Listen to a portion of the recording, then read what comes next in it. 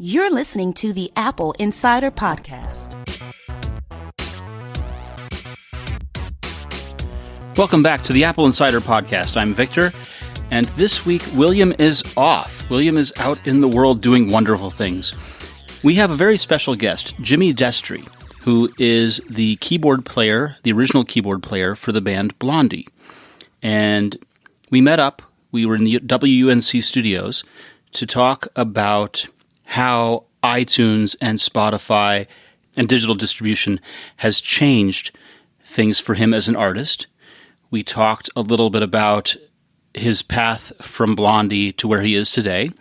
We talked about what it's like using digital music now. And we talked a little bit about some of his experiences because he went to high school with Jimmy Iovine and Steve Jobs impressions that he got from Jimmy going across there. So I hope you'll join us. I hope you'll sit back and listen. This is going to be a fun one. Welcome to this segment of the Apple Insider Podcast. I'm Victor, and joining me is Jimmy Destri. Hi, Victor. Jimmy, tell my listeners a little bit about your background. I was a boy from Brooklyn, New York, and I happened to be at the right place at the right time because when the whole art scene started there, New York was pretty much peeling and going down the tubes. It's when Jerry Ford said, and not many people will remember this, maybe they will, because it is a podcast and you reach everybody. Jerry Ford said to New York, drop dead. New York was broke. It was the time of Kojak and, French Connection and the seedy subways, and everything was wrong. If you could imagine New York at that time, you would have to imagine those smoking vents deep on the water where he said, no life can live. And sure enough, life couldn't live there. But because New York was so poor, the Ramones and Talking Heads and Television and Blondie and some other bands were all renting lofts in the Bowery now where you couldn't get a building for less than $4 million. And we were getting lofts for $300 a month. So Chris sold weed, and I worked in a hospital, and Clem worked at the post office, and we all pulled our money together, and we lived in this loft. And in the early days, we were vying for nights at CBGB's. I mean, we played Mothers and Max's Kansas City, and we just kept playing. Hilly at CBGB's was a little rough with us because, I have television and I have the Ramones, and they draw a crowd. And sure enough, the only people who were coming to hear us were other bands. So, and the band you were in was Blondie, just to make sure we said it was Blondie. Yeah, people think it's Def Leppard or something. Yeah, thank you for reminding everyone.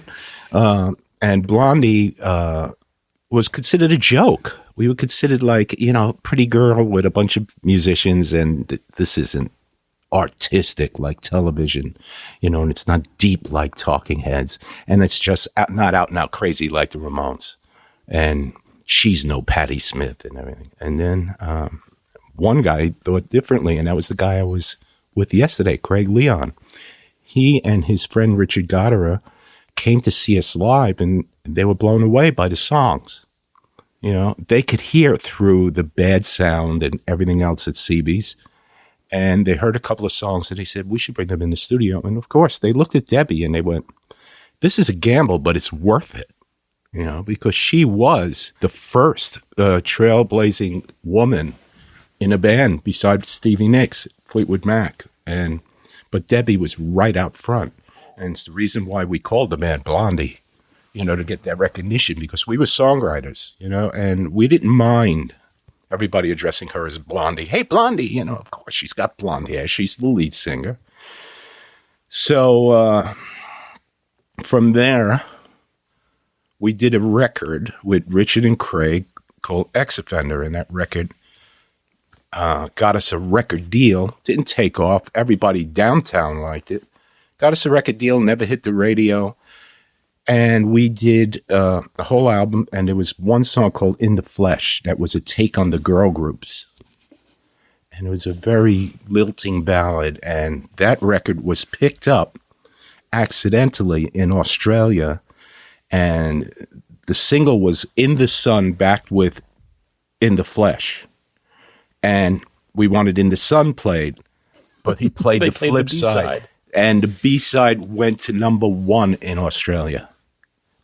Just freaky. So we went from playing CB stage to big theaters in Australia without even knowing how to step on a stage that big. I mean, it was really, and some people were just like, what's this? They were expecting, maybe in, another girl group, but no, we came out and we,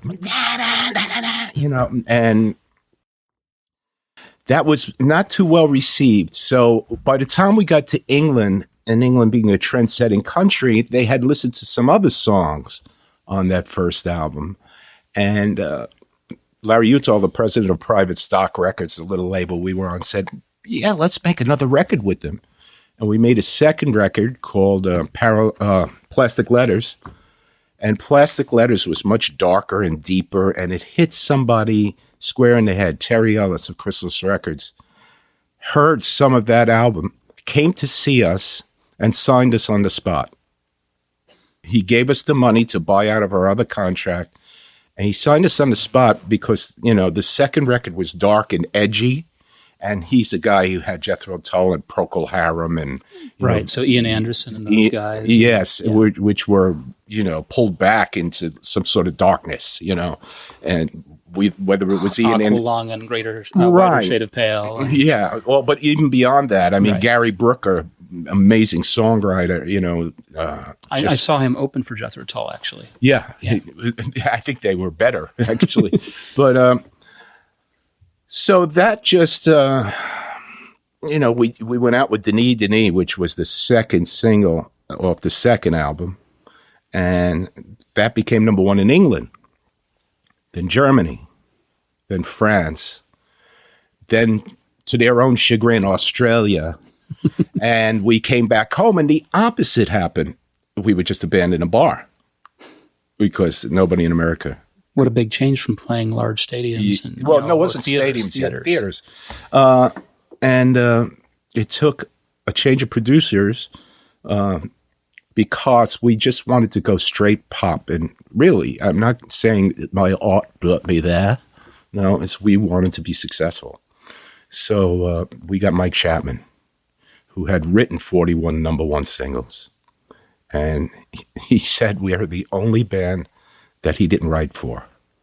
And we had Parallel Lines, and we had One Way or Another, and then we had Heart of Glass. And everything blew up. Just blew up.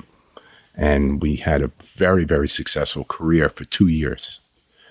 And I think the strain of it, it was more fun throwing dollars into a pot in the loft than it was saying, whose publishing is this? Mm-hmm. And, that I get 13% of this song, or, Right. It just became ridiculous. And we took a hiatus. And as Craig said, we never broke up. It's just like, should we do it this year? No. Because the royalties were spoiling us. And we didn't have to see each other. We didn't want to because of the 13% on this song. And, like the middle 8 of One Way or Another, I brought that song in. Nigel wrote it. I wrote the middle 8. And he had a big argument with me about, no, it's my song, man. So I just went, take it, and then the song became huge. It became in every commercial. So we didn't speak to each other for 5 years. And then we got back together, and it just became a nightmare. When we reunited after 16 years in 1997, we talked for a while. Then we decided to go in the studio. In 98, we had Maria. It went number 1 around the world. It was the first band to come back and have a hit of that whole ilk of bands. Mm-hmm. And then we had 2 other number 1s in England and Europe. And we came back home and we were fighting again. Because it was, again, Jimmy wrote the 3 number 1s. Jimmy is not sharing his money. I mean, I didn't take a bit of Heart of Glass, which I basically put together. So without, throwing stones, it just became, And we were all guilty of this. It just became ridiculous trying to exist in a band that, was getting avaristic to the nth degree. And at 2006, they didn't tour in 2004. I did my last tour in 2004. They didn't tour in 2005. 2006, we were inducted into the Rock and Roll Hall of Fame. And I was asked by my wife, can you go back to them? And I said, I really can't, honey. I really can't do that. I think I reached the pinnacle of my career with this statue. So, I know two things. I know music and I know addiction because I've had a little bout of it myself, and I had a lot of friends die. A lot of close friends die. I'd like to study that. And I went back to college and I got a degree as a therapist. And I specialized in alcohol and drugs, and I started working privately and then in a facility, Seabrook House, which is wonderful. And then I started to realize how much of a business that is. And that whole AA, keep on coming back thing means keep on going to treatment. Your insurance is going to pay for it. It's okay. You have a disease for the rest of your life. That's all a sham. So I got really disgusted with that, and I started playing music again. And I literally didn't play. I had to actually warm up my hands. I started playing music again because it was burning in me. So about last year, I've been looking for bands to produce, and I found an amazing band called Satellite Mode. We're going to start working in late May, and I'm just getting back into it. And my little trip down here to Moogfest was sort of to introduce myself again. Next year, I'm going to play here, and that's about it up to date. Let me ask you, yesterday when we were talking, when I was listening to you and Craig, you were talking a little bit about the different instruments that you've used over time. And one of the things that we talk about on this podcast is the intersection between art and technology. Mm-hmm. So obviously very early on, these things were analog instruments. You might have a click track, but there was no synchronization between any of these things. Yeah. How has all of this changed? It's changed for me because I come from a different direction. I had to learn to play an instrument. Today, you could have an Apple laptop and literally download instruments and parts and sequences. And, you could do that before the Apple laptop, but it makes it so much easier. In Pro Tools, you could have a studio in your spare room or in your own bedroom. A lot of kids have that, The good thing about it is it brought music to the masses. If you could afford a laptop, which even if you're poor, a lot of people save up to get and become DJs and whatever and find their way out of the street with that. The other thing about it is the possibilities are endless. Like, you see all those Moogs out there. There are patches for them in Pro Tools, in any kind of Apple download. So I love Apple. I think it's a great company. And they make music available to everybody. On the other hand, did you notice yesterday when we were doing the conversation with Craig? I said, there must be musicians here. Anybody a musician? And two people put their hands up. Mm-hmm. The rest of them are either aficionados, fans, I hope, and either that or people working on laptops. So that's where it's gone. I don't mind that. I hope I wasn't too long-winded. No, I asked for that. Right. There's all of these attempts to bring these traditional instruments together with the laptops. There's been in GarageBand for a long time there were lessons where you could learn to play guitar, and that didn't really catch on very far. It's one of those things where people thought it was a good idea because they could just skip that and go right to a sequence they could pick up and use. Or right to a guitar part that they could sample and, so who wants to sit in front of a mirror checking your fingering and then going to a teacher twice a week? Nobody wants to do that anymore.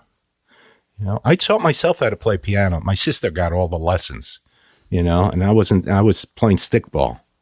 And finally I said, let me try this out. I've always wanted to be a musician because I come from the Beatles age,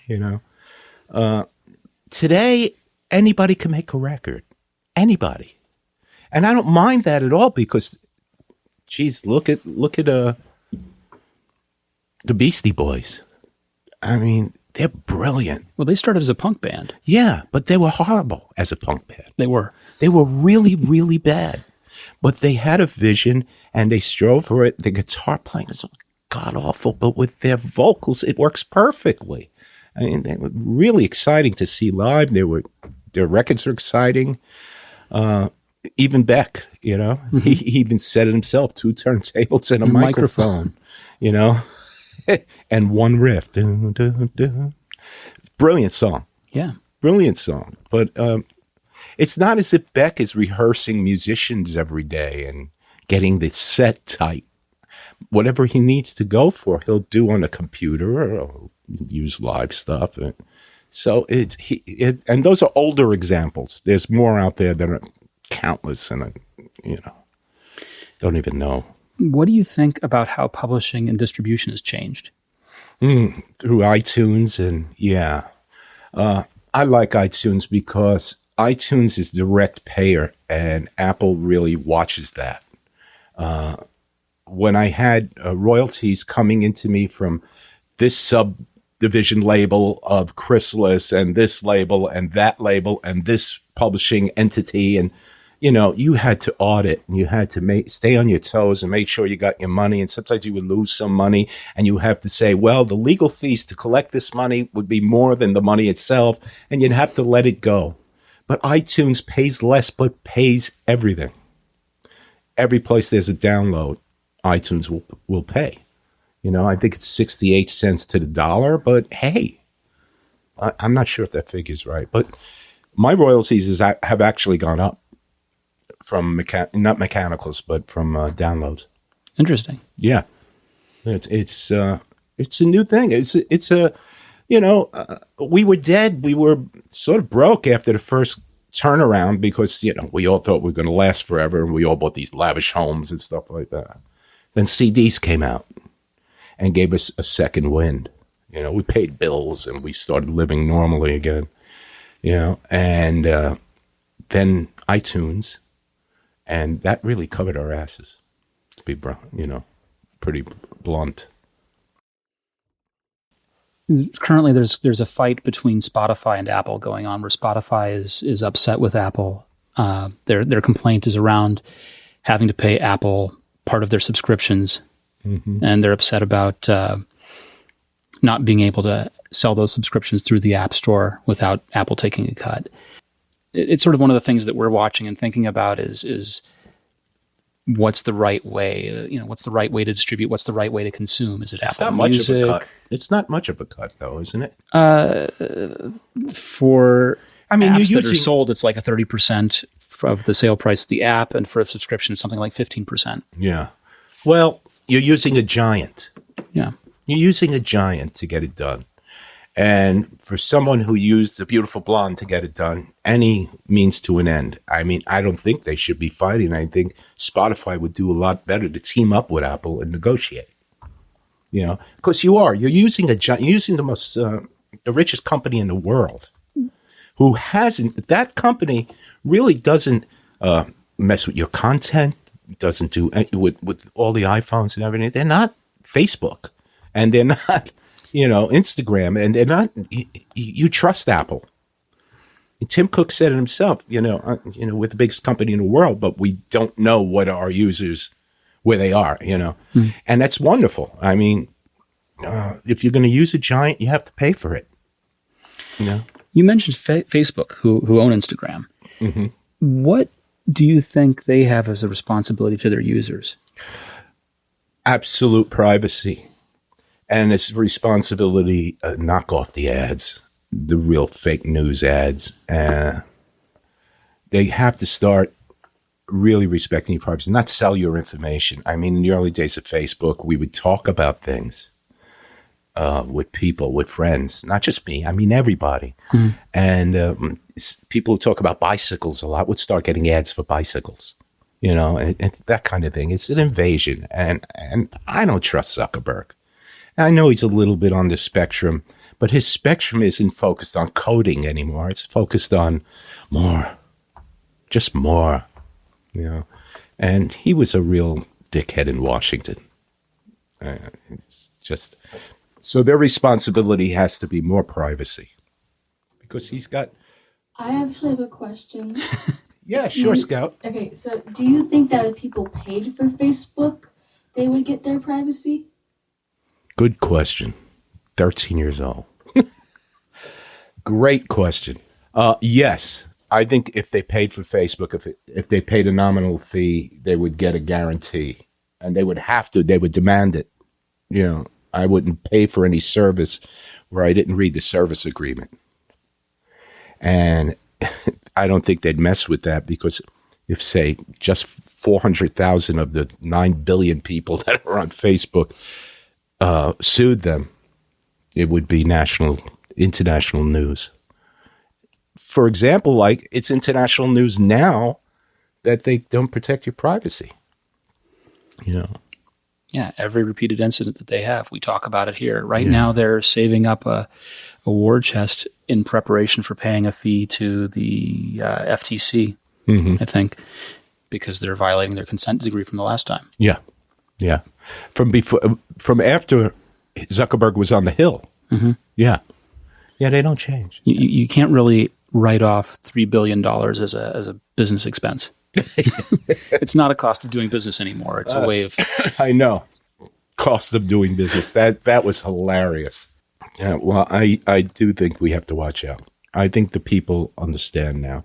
And thank you, news agencies, for getting this out, like all the other stuff they've been getting out. You know, it really gave me a high respect for journalism again.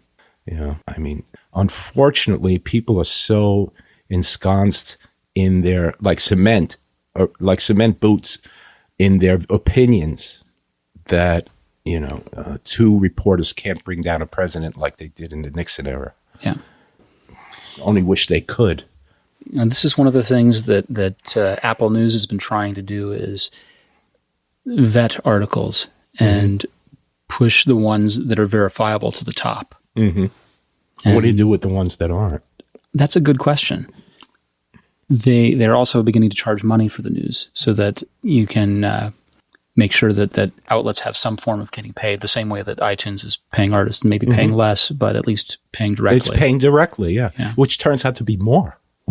That's the great thing about it. You're buying a service from iTunes. We guarantee your royalty because it's all digitally encoded. One of the things that makes news agencies suspect of Apple News and participating is that, like you said, Apple protects privacy. Apple doesn't want to give the subscriber information to those news outlets, and they're so used to having that that it makes them skeptical when they don't. So Tim Cook and the gang are sort of backing away, and maybe they're thinking that they don't need the news agencies. Maybe they're thinking that they could become the next CNN. Well, they're producing dramas. They're producing fictional works. Yeah, content for Apple TV. Yeah. I don't know that they're producing any news programs at this time, although some are documentary. With Apple News and Apple News Plus, what they're doing is they've gotten Wall Street Journal on board. And I think their plan is that more will follow. Yeah, good for them. You know, I think they're a benevolent company. I don't think they're very much into all the nasty stuff. They're very much a hardware and content company. Or they're going to be a content company. Hardware, software, and some content. And it's Apple. And great phones. You know, Galaxy makes great phones. They make great phones. And they're always one-upping each other, which is good for the people. It's good for people buying phones. I mean, I never had God, wish I invested in Apple. I mean, I never had a bad experience with that company personally, and I know a lot of people swear by it, and that's all you need. A lot of people out there walking around grumbling about Facebook. You know, a lot of people out there walking around grumbling about Volkswagen. You know, sure. You know, and these are huge companies. Never really get it with Apple. I get some jealousy because they're the richest company in the world, but everybody's got one in their pocket. Yeah. So, of course. Of course. I mean, all right. Who's going to be the competitor to them? They have such an infrastructure. You know, if he gets out of hand, if it ever gets out of hand, I trust that something will be done. They've opened up so many different fronts, right? They've got the TV Plus that sort of fits as a competitor to not as much cable or HBO as much as because HBO is a part of their agreements currently anyway, but more Netflix competing with other streaming services. That's Disney, for example, Disney's Plus streaming service that's come out is one they're going to compete with. When it comes to computers, obviously we know who they compete with, or phones, like you said, Samsung. But we keep hearing rumblings about them building their own car. So they're competing with Tesla. I don't know. You know, that's a whole other ball of wax. They have around 70 vehicles in California that are self-driving, licensed for self-driving. Technology is there, but you trust somebody to drive a self-driving car? I mean, nobody could react like a human. Well, it's a ways off, but when a vehicle can react like a human, the possibility or the potential for drastically reducing car accidents it seems like a win. Sometimes the logical turn is the wrong one. Yeah. You know, my concern is the knock-on effects of that. If you reduce car accidents to, 1% of what they are today. That would be wonderful. Yeah, then I'll be all for it. But I'm just itchy about it. Except that, when you do that, you think about all the knock-on effects, right? What comes after that? Well, a result of that, if you reduce all of the car accidents in the country, you also reduce all of the organ donation in the country. Yeah, of course. So, and you reduce the employment of firefighters and whatever. And long-haul truck drivers and yeah. And all of that. So there's a ton of changes going. So, but if we know that Apple's might be doing something with self-driving cars, you would kind of assume that Tim Cook has one, because at every Apple conference when they're announcing a new phone, he always has it. Says, I use this, like when the Apple Watch came out. I have this. And it was kind of cool. So you can kind of assume that he has a self-driving car. I think it's a little early for that. I think that's probably a few years away. They're still doing the research kind of work. But you're right. When it comes, he'll have one. Well, there a couple of years ago, before the Apple Watch Series 4 came out, he was talking about having the ability to real-time scan the glucose in his bloodstream. And that was something that then came, was announced 6 months later as a partnership that they'd done with one of the glucosimeter companies. Well, that's all wonderful stuff. I got to say, though, Tim Cook probably arrives in a limousine. Yeah. At this point. He's a public figure, and he's a very powerful man. I would say. I suspect he no longer drives himself. Yes. Although Steve Jobs drove himself around up until the days where he got too sick to drive anymore. He drove himself and parked wherever the hell he wanted, and he had a car without plates on it for like 6 months. There was a rule in California that allowed him, as long as the car was purchased or at least 6 months before, you could go for 6 months without a plate. And so he just changed cars every 6 months. And I was at Apple one day visiting some of the hardware evangelists and people there, and his Mercedes was parked in the handicapped spot at an angle. At an angle. I went to high school with Jimmy Iovine, and I know him forever. And he's told me some Steve Jobs stories that make your hair stand on end as far as his behavior. But we got to hand it to the guy. He was a human, right? He was human. He was very human. And he was very fraught with, his own peccadillos, his own dissociative whatever disorder he had. God, he was just a misanthrope. But he gave us so much. Mm-hmm. He really did. He gave us so much. One of the things that there are a lot of people out there who've tried to figure out what lessons to take away from him. And the one that I keep coming back for is advocating for the consumer, advocating for the end user. Yes. Absolutely. Having the consumer in mind. When in that scene in the Steve Jobs movie, when Michael Fassbender says to Lisa, the actress playing Lisa, I'm going to put 1,000 songs in your pocket. That's not thinking about himself. That's thinking about people walking around wanting music. And yeah, of course it's going to sell because it's good for them, you know? And he did have at Apple when he was alive, that it is true, he did have a big poster of Alan Turing.